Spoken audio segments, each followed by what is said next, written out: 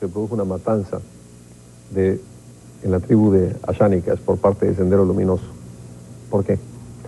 Hemos invitado a dos personas al programa esta noche para hablar de ese tema y para hablar de lo que significa para Sendero Luminoso esto. ¿Qué está haciendo Sendero Luminoso ahora? ¿Ya terminó Sendero Luminoso o sigue siendo una amenaza distinta, pero sigue siendo una amenaza para la sociedad peruana? María Jaise, italiana, que trabaja en el centro amazónico, trabajó con los Ashánicas en un proyecto de educación bilingüe entre 1982 y 1987 en el río Tambo.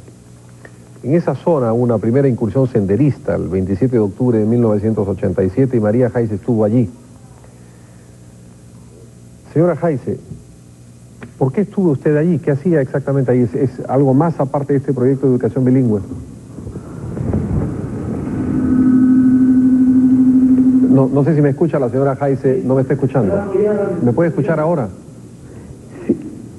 Todavía no puede escuchar. Ahora estamos también, volveré con la señora Jaise en un momento, cuando esté en conexión con nosotros, pero que también está en el estudio el director del Instituto de Estudios Peruanos, Carlos Iván de Gregori. Doctor de Gregori, ¿qué son los Ashánicas? ¿Cuál es la explicación antropológica de ellos? Bueno, los Ashánicas son una etnia amazónica que tiene milenios en la región, son los que nosotros conocíamos como campas, son los mismos que en el siglo XVIII protagonizaron una de las grandes rebeliones dirigida por Juan Santos Atahualpa, que no era precisamente Ashánica, sino más bien quechua de la sierra que baja y se convierte en jefe de ellos.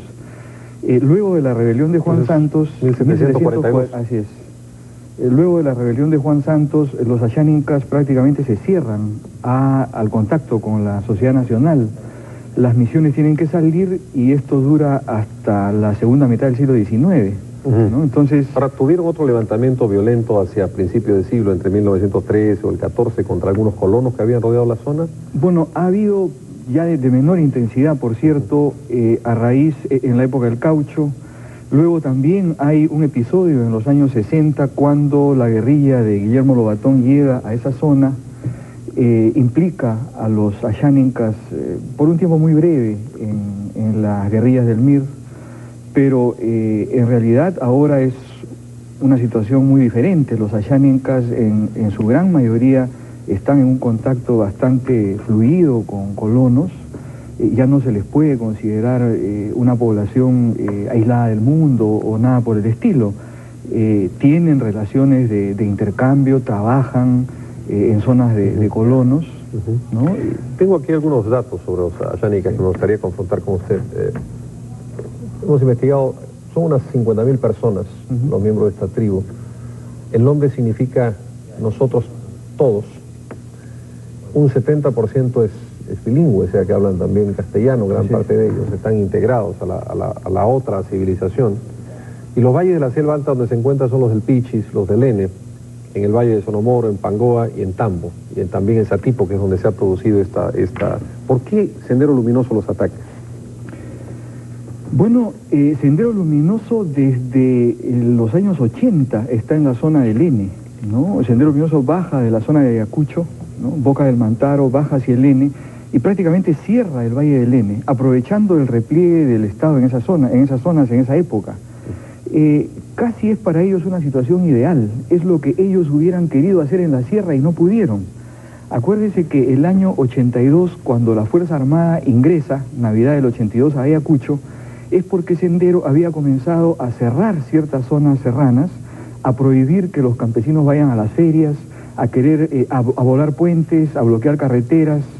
Ese es prácticamente su modelo inicial, era ese, ¿no? O sea, aislar zonas rurales a la manera china, ¿no? Pero eso no funcionó en la sierra. A la manera china del ensayo revolucionario de Mao Zedong del 27 en adelante. Claro.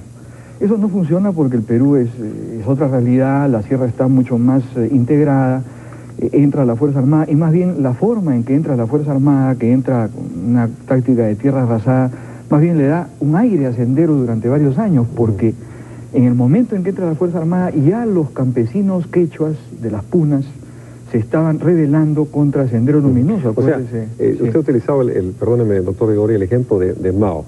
Después de la derrota en Hunan, y Mao se repliega a bolsones campesinos, pues así, contra el poder central que después tendría el Kuomintang.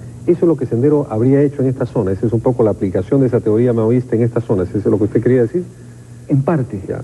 En parte porque hay algo ¿No tiene aquí, nada que ver con el narcotráfico, por ejemplo? Por eso, porque hay algo aquí que comienza a contaminar eso, que quizá en un primer momento es el deseo de cerrar una zona, crear una zona liberada, someter a la población, la ponen a trabajar para ellos, a trabajar para el partido, a los ayánicas que quedan prácticamente en ese bolsón liberado, pero hay algo que contamina este, entre comillas, modelo que es el avance del narcotráfico. Y yo creo que eso en la actualidad también habría que tenerlo en cuenta. Yo no tengo la prueba en detalle, pero sí sabemos que el narcotráfico se está desplazando de las zonas tradicionales del Alto Guayaga hacia el norte, pero también hacia el sur, hacia la zona de la Purímac, hacia la zona del N, y que en algunas zonas Sendero activamente fomenta el cambio de cultivo hacia la coca. Entonces, ¿en qué medida esto también tiene peso para lo que ahora, para la ofensiva que ahora Sendero desarrolla en esa región? Habría realmente que tenerlo en cuenta. Voy a volver con usted, doctor Tregori. Sí. Estamos en comunicación con María Jaice. Buenas noches y muchas gracias por venir al programa y estar en comunicación con nosotros. ¿Qué hacía usted allí? ¿Qué hizo con los ayánicas durante el tiempo que estuvo usted allí?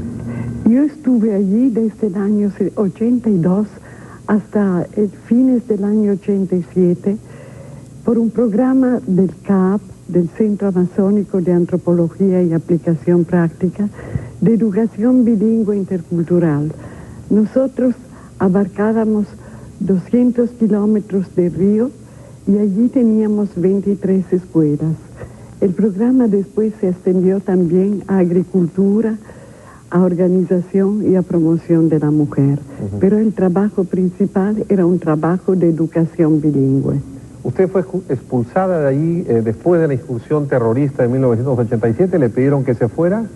Mire, fue una experiencia muy rara.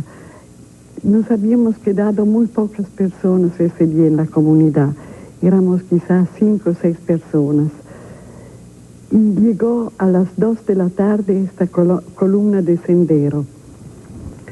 Nos reunieron allí donde estaba la posta médica y nos hicieron una larga charla de indoctrinación maoísta senderista. Nos preguntaron si pertenecíamos al gobierno, nos preguntaron si nosotros pertenecíamos al APRA, nos preguntaron si nosotros pertenecíamos a alguna secta, y nosotros decimos que no, que estábamos cumpliendo nuestro trabajo por una institución de la Iglesia Católica y que se trataba de un programa de educación bilingüe. Entonces dijeron, bueno, si ustedes han dicho la verdad, se pueden quedar. Pero nosotros, después que estos señores se fueron, preferimos regresar a Lima para esperar cómo se desarrollarían los eventos.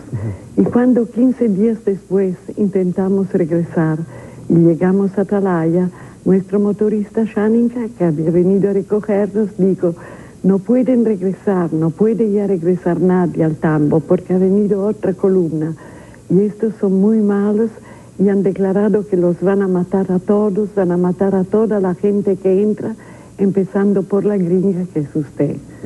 Señora, sí, perdóneme. Señora Jaice, yo quería hacerle no sé si le he interrumpido y usted quería completar algo, con mucho gusto. No quería completar. Señora Jaice, entonces quería hacerle una pregunta. ¿Por qué este ensañamiento contra los ayánicas por parte de Sendero Luminoso? Usted que estuvo allí, ¿qué explicación podría darnos? Yo creo que para Sendero el Tambo es una zona muy estratégica. Hay una carretera que baja de Ayacucho hasta el río Apurímac. Y el río Apurímac sigue con el río N y con el río Tambo. Es el camino más directo para Sendero Luminoso para llegar a la selva. Es un camino que lo lleva hasta Lucayali. Y allí, pero, se encontraron con una población que tenía una tradición guerrera, una población que no quiso dejarse someter. Y por esto recurrieron a la violencia más extrema para obligar a esta población a trabajar para ellos y también a luchar para ellos. Señora Jaise, los ayánicas, recordaba el doctor Gregori, algunos antecedentes históricos de violencia. Sí. No son una población extremadamente pacífica. No, mire, no hay que olvidar que los ayánicas fueron el grupo que bajo la guía de Juan Santos Atahualpa lograron liberar todo este territorio por casi 2 siglos, hasta fines del siglo pasado. Y son un pueblo guerrero, tienen toda esta tradición. Entonces, señora, la explicación que usted da es un poco como había en las épocas en el oriente, la ruta de la seda. Esta es una de las rutas de la coca, y Sendero Luminoso quiere controlarla. Esta sería la explicación por la cual tiene que doblegar a este grupo tan violento, tan resistente a todo control central. Yo creo que sí, que es una ruta extremadamente estratégica para Sendero, también por la presencia de la coca. Por mi experiencia personal, cuando yo estaba allí, a partir del año 82, ya había mucho narcotráfico en el N, y había un gran asentamiento humano de mestizos, de colonos, al frente de la misión de Cutivirini, donde ya desde ese tiempo habían infiltraciones senderistas. Y del 82 al 87, la actividad del narcotráfico se limitó al N, pero a fines del 87 llegó esta columna de Sendero que evidentemente estaba en colaboración, en contacto con el narcotráfico, llegó al Tambo. Señora Jaise, muchas gracias por sus opiniones, han sido realmente muy ilustrativas para entender este fenómeno. Le agradezco mucho su presencia esta noche aquí. Doctor de Gregori, yo quería preguntarle, se lo comentaremos después de estos mensajes, si Sendero Luminoso se está regenerando. Pero vamos a conversarlo después de estos mensajes.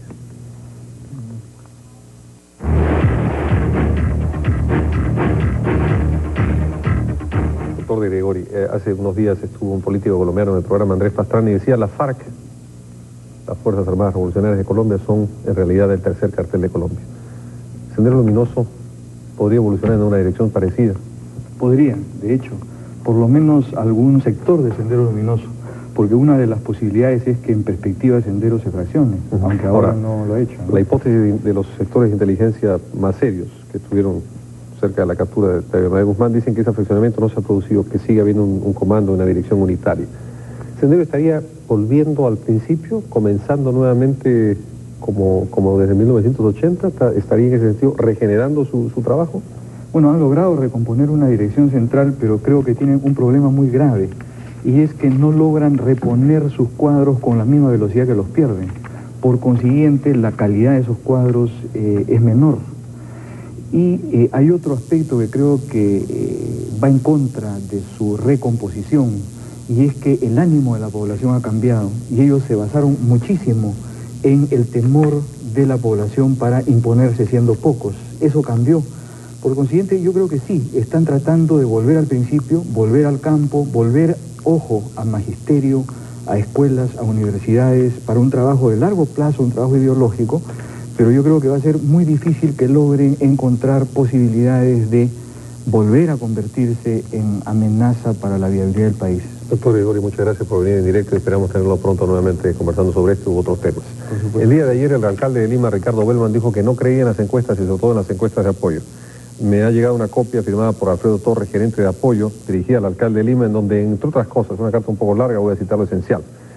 Le adjunto copia de recortes periodísticos que tengo también yo aquí, de la campaña de 1989 y del fax que enviamos a los suscriptores del informe de opinión de apoyo a todos los medios de comunicación y a usted el 23 de enero con nuestras últimas proyecciones para las elecciones del 29 de enero de 1993. No es responsabilidad de apoyo que no se pueda difundir encuestas los 15 días previos a las elecciones. Estos recortes muestran la seriedad de la empresa y de alguna manera confirman los resultados electorales de entonces. Estaremos el lunes nuevamente con ustedes en directo. Muchas gracias por acompañarnos y muy